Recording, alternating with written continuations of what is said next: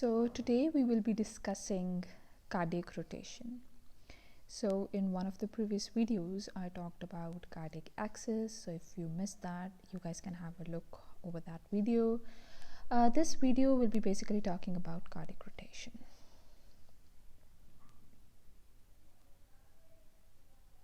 So starting with the definition of cardiac rotation, what is cardiac rotation? So now whatever I am going to speak, everything is gonna seem really new to you, just like it did to me when I first read these lines. But the reason I'm putting this in the first slide itself is so that you know exactly what you need to know in the coming slides. So let's start. So in the horizontal plane, a change in the electrical position of the heart is described as rotation. So here you need to know what a horizontal plane is.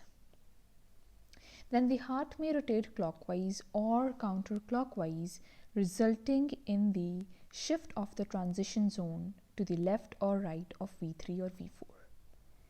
So this is quite a complicated type of a definition. So here our main goal is to try to understand three different concepts or terms.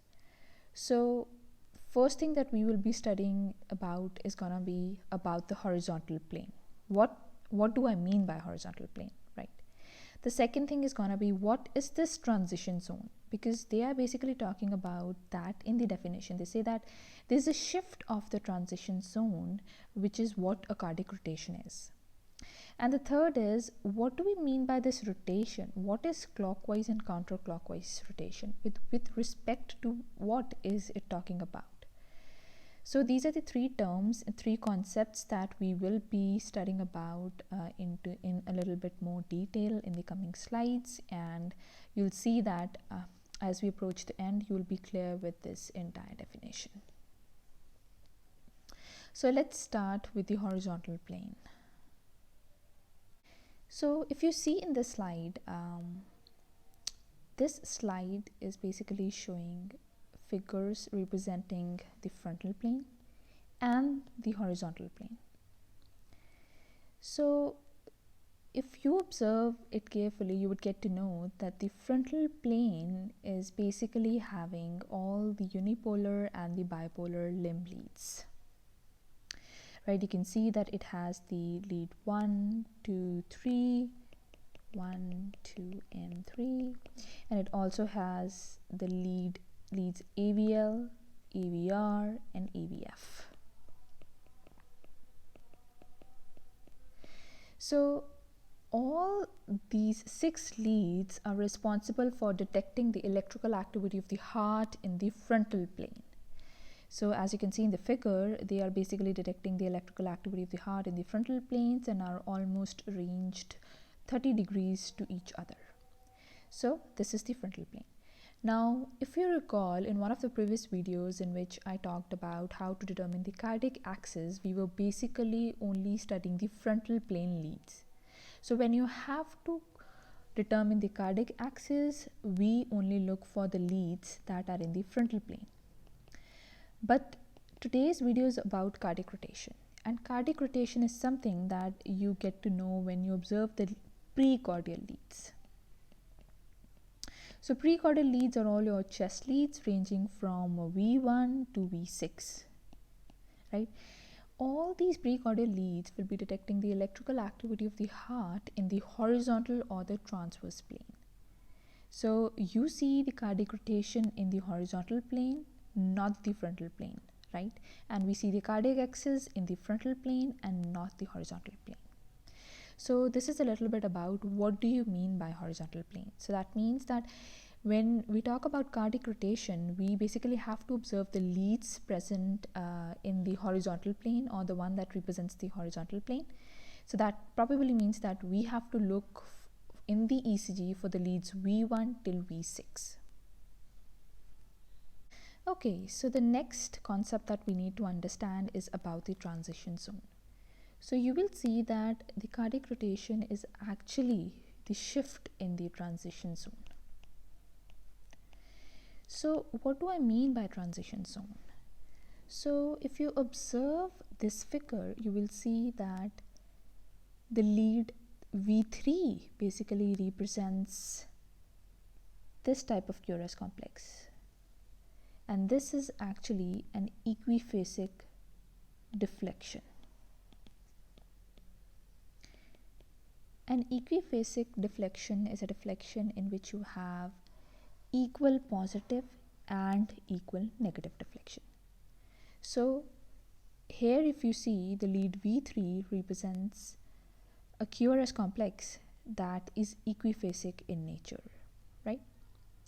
Now, in general, in a normal heart, the leads V3 and V4 represents the QRS complex that are equiphasic in nature. Like it could be V3 or V4. In this figure, it's mainly V3, right?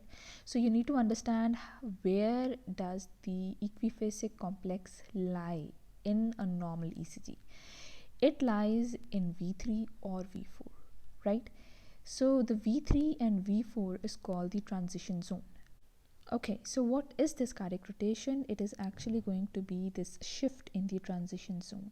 That means this isoelectric QRS complex is going to either shift towards this side, that is the clockwise direction, or the counterclockwise direction. We'll go into a little bit more detail in the next slides.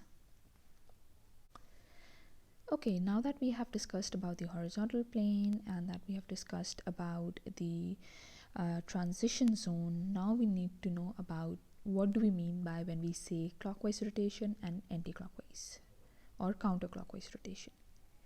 So before we try to understand this movement or direction of the shift of the transition zone, we need to know that when we talk about this rotation thing, we are basically looking at the heart from below the diaphragm, just like we do when we observe the CT images or the MRI images of the transverse section of the abdomen or the chest. So the heart is actually lying on this side, that is the left side, and this is actually the right side of the person or maybe the heart. So it's very important to know how to actually interpret the rotation in your mind. So this is only when you observe the heart from below the diaphragm. Please keep that in mind. Okay, so starting with the clockwise rotation.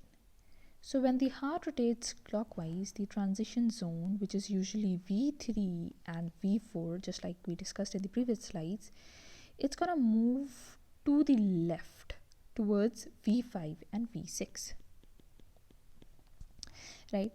So since this shift is in a clockwise direction, it is called clockwise rotation. When the heart rotates clockwise, you'll see that the right ventricle moves to a more interior position. Now coming to the counterclockwise rotation. In the counterclockwise rotation, the heart rotates counterclockwise. And how do we get to know about that? We get to know about that by seeing the shift of the transition zone from V3, V4, which is the normal, to V1, V2, which is towards the left side when we look from below the diaphragm. Since the shift of the transition zone is in the counterclockwise direction, it is called counterclockwise rotation. Now in the counterclockwise rotation, you'll see that the left ventricle appears to be more interior as compared to the right ventricle, as it was in this normal picture.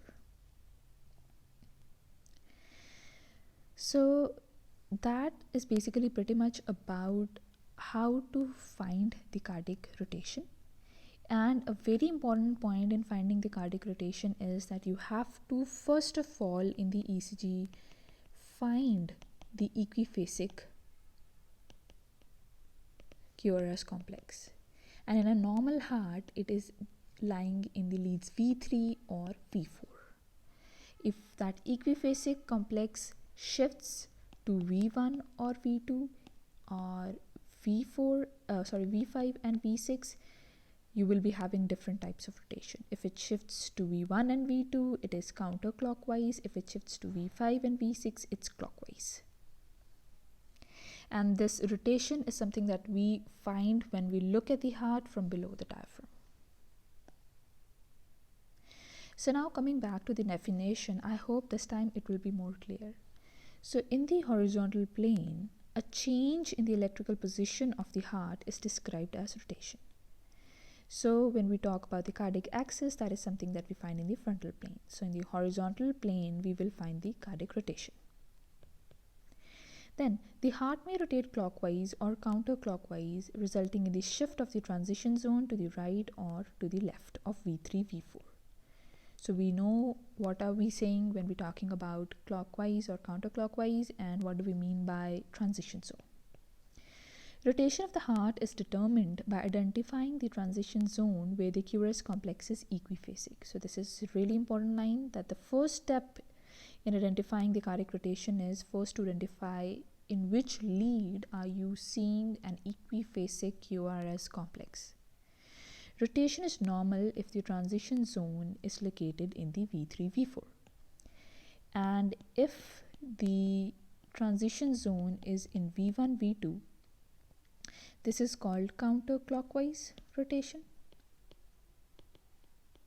And if it shifts to V5, V6, it's called clockwise rotation. And rotation is always identified by looking at the heart from below the diaphragm, just like we observe the CT and the MRI images of the transverse section of the abdomen and the chest. Okay, so this is just a practice figure. So let's try to find out the type of rotation in the figures given from A to F. Now, before you start, I would just like to mention that this is V1, V2, V3, V4, V5, and V6. So in the figure A, we see that the equiphasic QRS complex lies in the lead V4, right? And we know that in a normal healthy heart, the equiphasic deflection will be seen in V3 or V4. So this figure is normal. That means it's the normal rotation of the heart. Now coming on to the figure B. Again in the figure B, we see that the equiphasic QRS complex is in the lead V3. And we know that in the normal heart, that is found in V3 or V4. So that means this is also a figure representing normal cardiac rotation. Coming on to the figure C.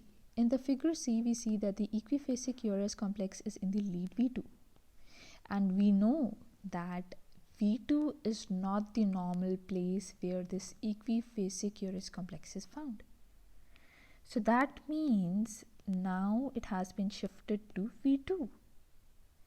And if you try to visualize a patient from looking at their heart from below the diaphragm, you will see that the transition zone has actually shifted towards the right of the patient or in the counterclockwise direction, right?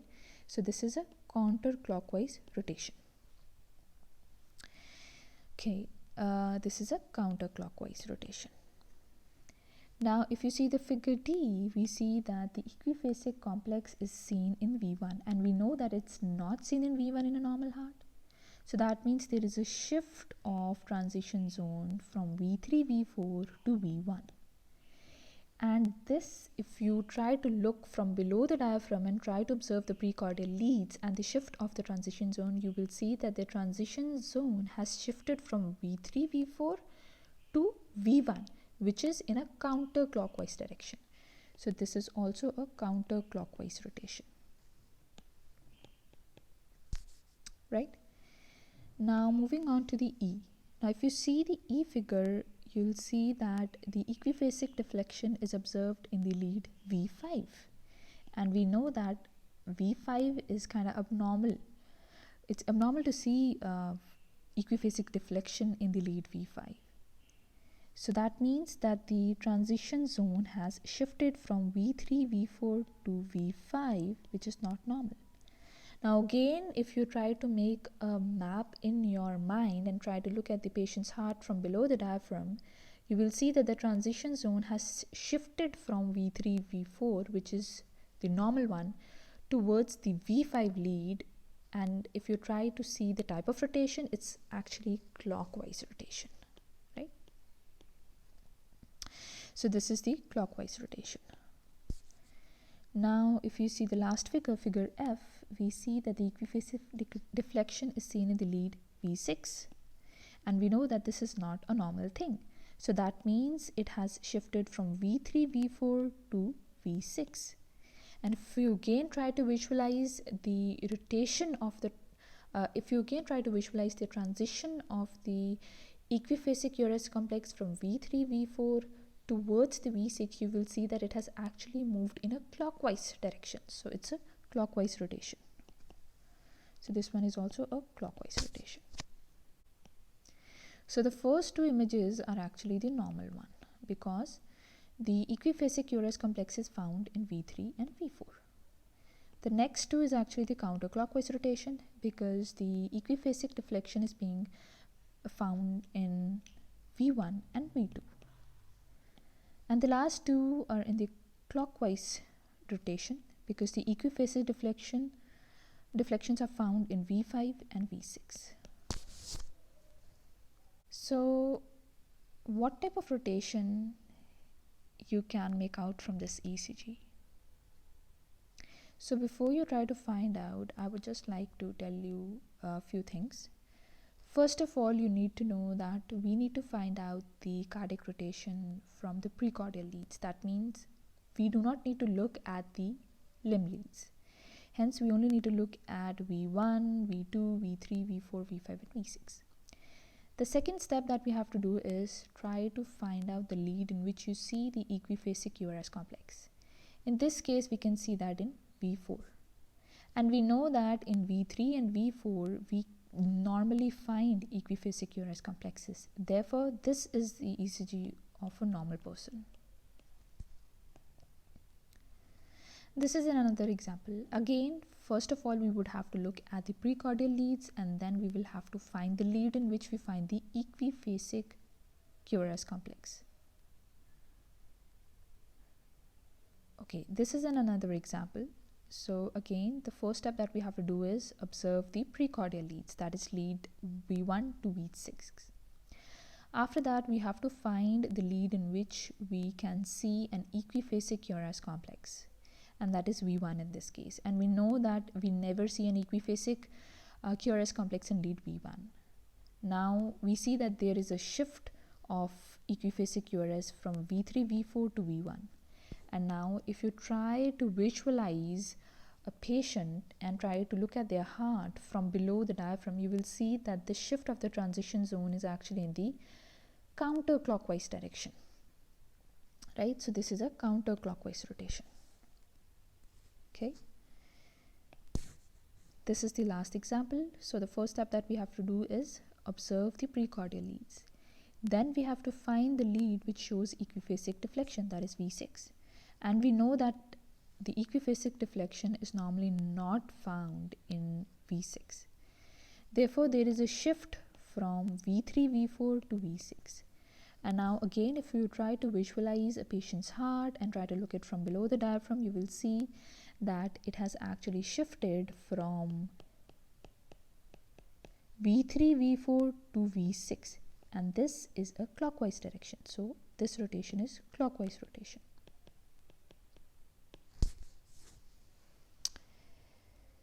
So this was pretty much about it. I hope you liked my video.